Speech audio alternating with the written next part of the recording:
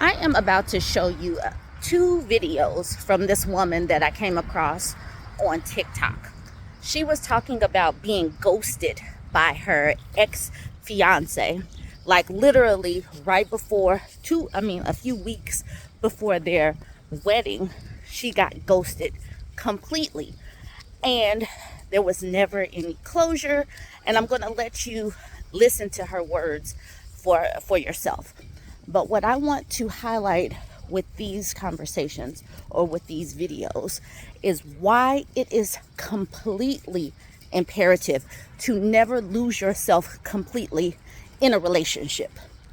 When you become fully enmeshed in a relationship, when you become fully one in a relationship, if that relationship ends, when that person is gone, you lose a part of yourself. And just like everything else, there should be some balance for your health overall. This is one of the reasons why one of your value systems should be health.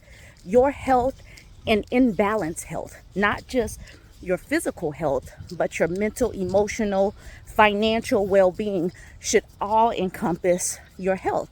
And so should the health of your relationships. There should be some balance.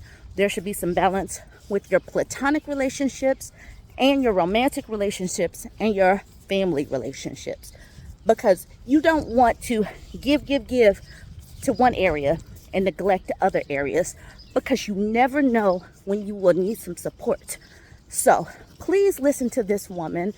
Take heed to her words. At least she eventually got some closure, but recognize we don't always get closure when it comes to situations like this. We don't always see the whys, but the important thing is still picking yourself and moving on. You're more able to pick yourself up and move on when you have kept a little bit of yourself. If you have given everything of yourself to someone else, then it's a lot harder to rebuild after a breakup, after someone passes, distance pushes you away, whatever. It's a lot harder. Keep a little bit of yourself. Never ever give yourself completely to somebody. Watch this woman's videos. I'm glad that I waited a little bit so she released the part 2 where she gives some clarity on what happened. That way I could give it to y'all and you wouldn't have to wait. Okay, check it out. Let me know what you think. Like, comment, share.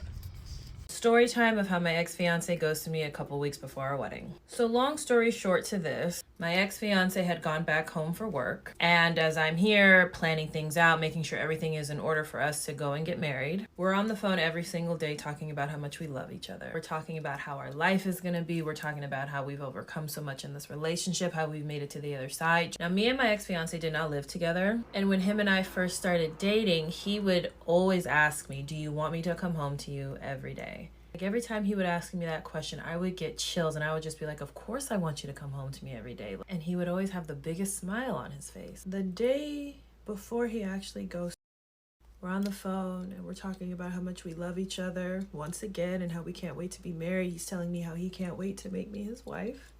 He asked me that question again. He did it more so like with longing in his eyes. I can't explain it. I look at him and I'm like, of course I can't wait to marry you. You know what I mean? Like, this is someone who I'm like, I am the luckiest girl. I have met someone that truly cherishes me.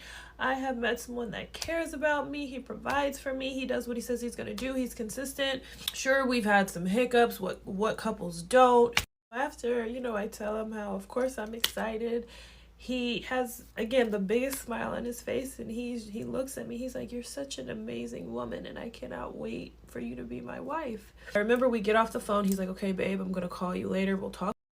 So the next day, I hadn't heard from him. The day goes by. I call him. I can't reach him, but I'm really not freaking out here.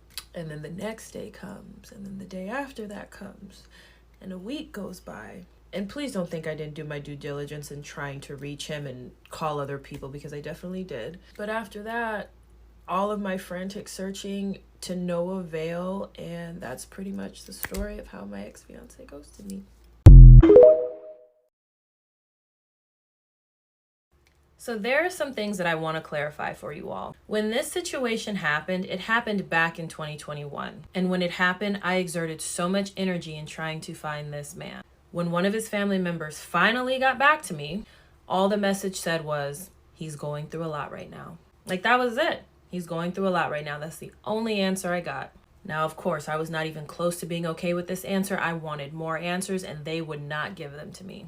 And I remember when I read that message, it felt like I couldn't breathe. I remember I was with a friend of mine and she was like, yo, are you okay? And I remember I just started shaking. I actually ended up in the hospital. The lengths I went to trying to find this man, like the energy I extended, it was just way too much. Besides landing in the hospital, I started losing so much of my hair. And on top of that, I have fibromyalgia. And if you know anything about fibromyalgia, you know the havoc it can wreak on the body, and the havoc it wreaked on mine, it wasn't good at all. But I will tell you guys this. I want to say if it wasn't a whole year, it was close to a year when I had met someone. And I really feel this is a universe kind of thing, because always in the back of my mind, I was like, why did this happen to me? Like, why did he do this to me? Why not have a conversation with me? Like, am I not worthy enough? Like, I was questioning so much about myself. In this time frame, I had done a lot of healing work.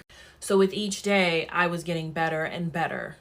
But when I met this person, they had shown me somebody else's social media, and it wasn't ex-fiance, it wasn't a woman's page, it was a guy's page. I don't remember who, but I know for a fact it wasn't either of those. But he's showing me this, and guess what I see in the stories?